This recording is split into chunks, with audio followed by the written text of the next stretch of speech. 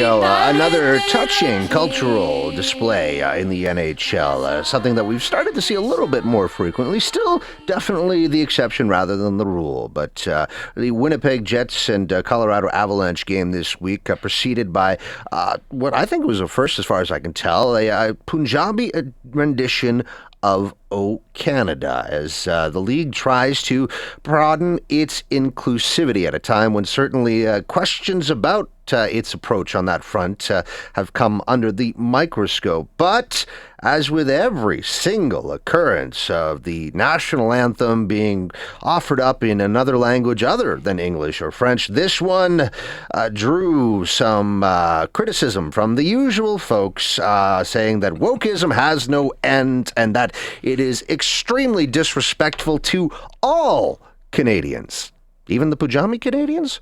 To talk about this and much more surrounding the anthem, a man who put himself right in the throes of this debate, not shying away from it. Avry Lewis-McDougall from the Avry Sports Show, as well as a freelance journalist. Thanks for joining us.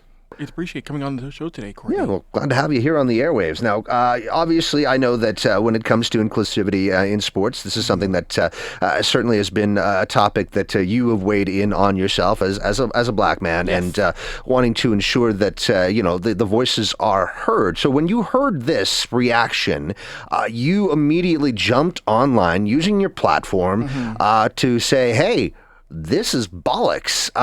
Talk to us why you did that, and I guess some of the reaction, and I'm sure it was all good. Some of the reaction to your statement. I just felt like, as someone who is of color, a black person in hockey, I feel it's important to help defend marginalized voices who want to have a place in this game and also want to feel like Canada is their home. And kudos to the Jets for having South Asian Heritage Night and giving these kids a platform to sing the national anthem, O Canada, in Punjabi and show that, hey, Canada is a country made up of literally hundreds of cultures, hundreds of languages, and we should be embracing this. And I felt like this is wrong, this is racist, that we're going to tell these people, we're going to tell them, hey, only English or French only. This is what Canada is made of. When this entire country was built on, or was made by so many immigrants who came to this country, be it Punjabi immigrants, African Indians, West Indian immigrants, like my parents are. Like, the fact that we want to bash these people and tell them, this is the way to be a Canadian, and if it's anything but this way, it's wrong. It was disgusting in my mind, Courtney. That's why I spoke out. And I suspect, for the most part, if I, kind of get a sense, I think we probably had more support than not. But I imagine there were some voices who did not see eye to eye with you on your perspective. Yeah, that's a very safe thing to say, But you're right, though. There was a lot of people who were very much on my side, saying, it's a good thing you're standing up. I had people reach out to me saying, thank you for using your platform to speak out in support. But yeah, I had a lot of mentions of people in my comment section saying, if you don't like this, you can leave, go back to Africa. And for the record, I was born in Edmonton, Alberta. I'm a born Canadian. So that is a very ignorant thing to say to me. And I saw a lot of, you don't know anything about this. Why would you support these people? And it's just people who peddle this nonsense about, we're being replaced. No, we're being inclusive. We're telling people, like, you're welcome to be here and you're welcome to celebrate this country how you want to do it and showcase that, hey, Canada is, again, made up of so many different cultures that make this place great. Yeah, and, this whole notion of the go back to where you came from BS is certainly one that gets my eyes rolling. But here's the thing about this conversation is that a lot of those same tropes that you were talking about with respect to this were ones that I saw when we had a few of the Cree anthem played. And I do just want to play a little bit of this. This is from a Montreal game recently with all three languages, Cree, French, and English, being part of the national anthem. Car ton bras sait porter l'épée, il sait porter la croix. Stemawai tagon ayan sa jamon, tan geist na de majain. God keep our land glorious and free. O Canada, we stand on guard for thee. And again, we also had issues with folks who didn't take kindly to the Ukrainian national anthem here last year when the Oilers had that on display. Again, large culture that's been here for eons. And so this doesn't even feel like it's strictly an immigrant thing. It feels like it's rooted in something a little bit broader than that to me.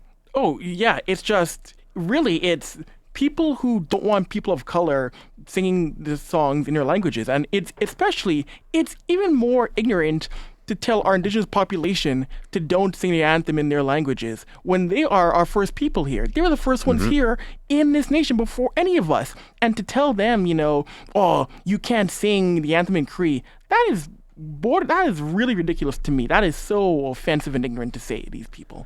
So when you see these sorts of circumstances, and it's not to say that other sports aren't immune to these kinds of challenges. Obviously Colin Kaepernick in the NFL is a prime example of that. But you've covered all of the sports. You've got your finger on the pulse in the other ones here. And certainly hockey has taken a beating lately when it comes to the conversation around inclusivity. Where do you think hockey stands? Is it the sport that has the biggest room to grow still? Are we the one, is it the sport that's still lagging when it comes to properly addressing inclusivity and ensuring that, yes, you can play, everyone can play? I think it is certainly lacking behind sports like basketball and football, because one thing too is that there's too many people, like, say for example, like at the very top of the league has to come out and condemn this and not back down and stand 10 toes down and say, we are not for this. And it's not just a one statement thing and, not just making one statement and that's all you make. It's consistently being about it and telling people who are marginalized that this sport is for you. We want you playing. We want you as a fan. And it's got to be more than just one statement. You got to be down for this 24/7, telling those people who are racist, who are bigots, who are xenophobes, who are homophobic, that you are not welcome. It's work that continues every single day. And hockey needs to really get behind that and not take a day off from being that and advocate for that to show these people we want you part of this game. And certainly, I think folks like yourself stepping up, using your platform, and ensuring that voices are heard and not silenced in this conversation will go a long way towards hopefully closing that gap that exists, I think, in the realm of hockey. Avry, you're lucky. We've run out of time. I was going to ask you, should we get rid of the anthems entirely? I guess we're going to save that can of worms for another day. We're not going to go down that way. But nonetheless, the best dressed man in all of Edmonton media.